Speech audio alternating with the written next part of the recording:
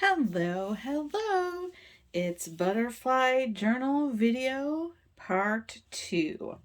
So as a review, this is a butterfly journal inspired by a class from Paige Taylor Evans with some graphic 45 papers. The paper I had on hand, not one of her kits, which they're amazing kits, but I wanted to use up supplies that I have, which I have plenty. And so I started this album journal with photos from 2015 when we did this Family Where Nature Center evening. So I have 2 pages done, and I thought we could do a spread together and see how that goes. I want to try and adhere to my 10-minute time. I have my 10-minute timer. I just think videos are easier to watch when they're not too long. So I have my timer here. This is a new setup, so hopefully this works out. Well, let me turn on some light so it's a little bit better lighting. There we go. I think that's a little better. Okay, let's go. Time started. All right. So I have photos here, and I've been starting the pages now that I've got kind of the layout. Been starting with photos. I think any of these photos of my son are fun because he's got this kind of aqua, and there's this aqua piece right here with the green, so it's going to complement really well. I could even do some journal on this page and a photo over here because this, of course, is really bright.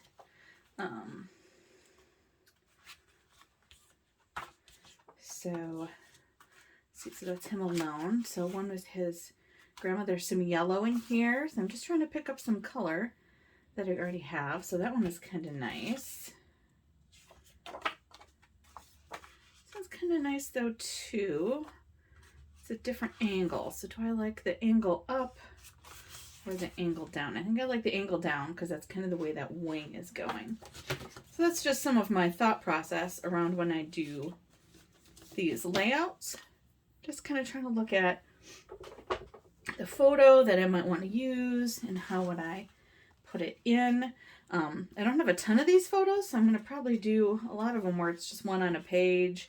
I have some, kind of backgroundy things that in those cases I might do too. But this one is really nice for journaling or, doing some fun things with words or whatever. So I'm going to start with that. I'll probably pull some aqua down into this a little bit. So now the question is, how do I want to kind of trim this in? Probably something like this, I think, will work out well, right? With my mom's head there, Hudson's there. We can trim that off a little bit. Okay. So then what I do, as I shared before, is I just use really a pen. I'm going to try and sketch out where I need to cut. That I can only do there. And I'm going to fold it so it'll be really clear that that's the cut spot. All right, and then it's just real rough. Like, it doesn't have to be perfect because it all gets cut off anyway. So I'm just kind of tracing that a little bit so I know where I'm cutting.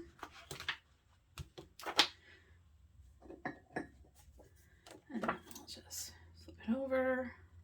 Like I said, I'm cutting inside that line. I'll show you in a second here so you can see even better.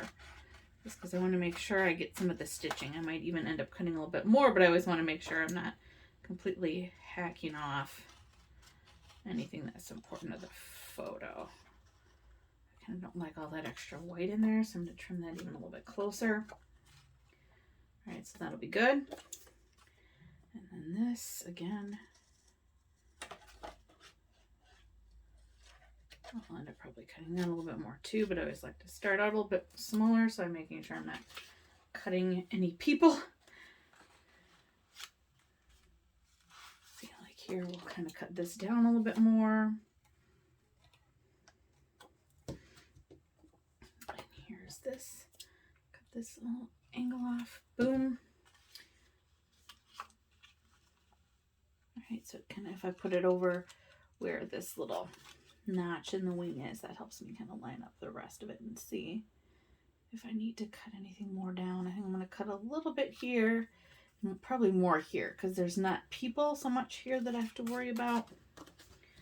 Do a little bit here. Right, again, I just want to be able to kind of see that stitching. I worked, hard on that. Just want to make sure that that stitching shows up. And then on here too, right? Just a little bit more off of here.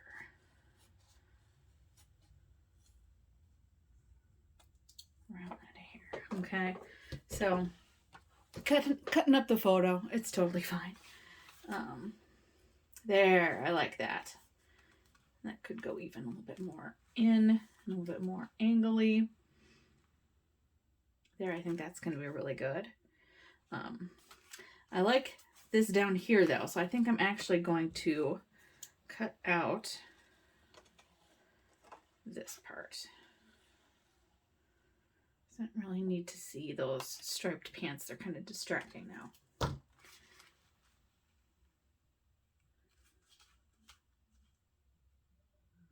Right, so I think that's better. All right, so that's pretty good. I'm pulling out some of the color. I like that. And what I end up doing to put these down is, get this trash out of the way. I use this two-sided adhesive. I got this really good deal. I actually didn't get any, I don't think, of this year, but when is it? October maybe? Maybe it's August. I don't know. There's a scrapbook store that has this like big sale on stuff, and they always do this big blowout on adhesives is one of the days. They have gems and things they do on a day.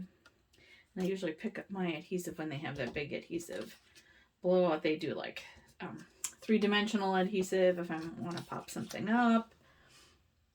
And those rolls are expensive otherwise. Same thing with these, really. These rolls can be fairly expensive. But if you watch for deals, it's a good opportunity to get a bunch. So I have a lot. So I didn't get any this year because I was moving. And I still had a lot from the year before. I don't think I did a lot of scrapbooking last year. I don't know why.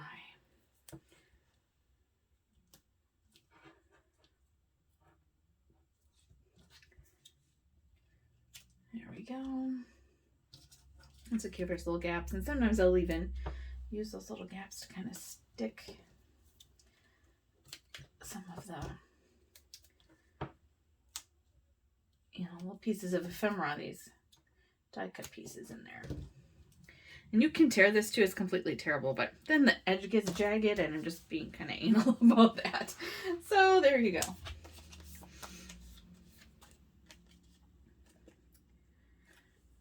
Pull that off. And sometimes I only pull like one off just to hold it in place once I get it to kind of where I think I want it. Just kind of trying to match up the angle the way I like it. All right, and then I can press that down and that'll hold that in place. And then I can pull the rest of the backing off. Just a little trick. Sometimes I don't do that. It just depends on how confident I'm feeling at the time. If I care if it's on perfect or not. Right, some people are super fussy about it. I'm not. But I kind of wanted to show you that you do have that option of being fussy. My hands are clean. If you're going to just touch right on the photo, which a lot of people recommend not to do, you could use like a Kleenex or a cloth and press down. But my hands, they're not greasy at all right now. So then I've got this is my life. I could put that here. Or I could put it here actually. That's kind of fun. I was thinking of using the Explore because that's the direction they're looking, and that pulls some of these oranges in, which I don't mind either.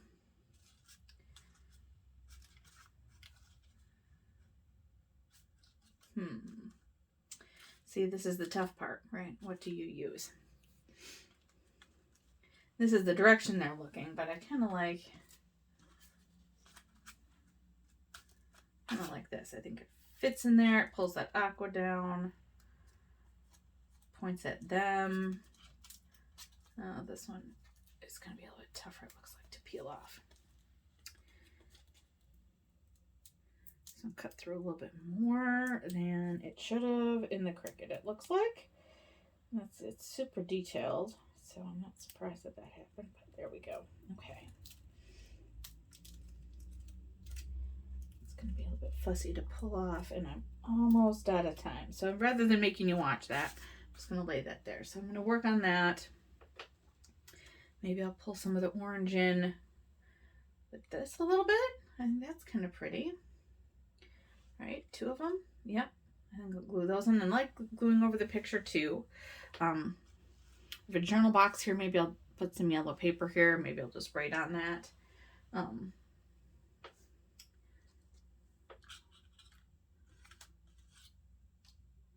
That's probably it. That'll be it for the page. Just in time with the 10 minutes running out. So stay tuned. We'll do another 10 minutes with another corresponding page here soon, but I think that's going to look really nice. Thanks for joining me, and watch for the next video coming soon.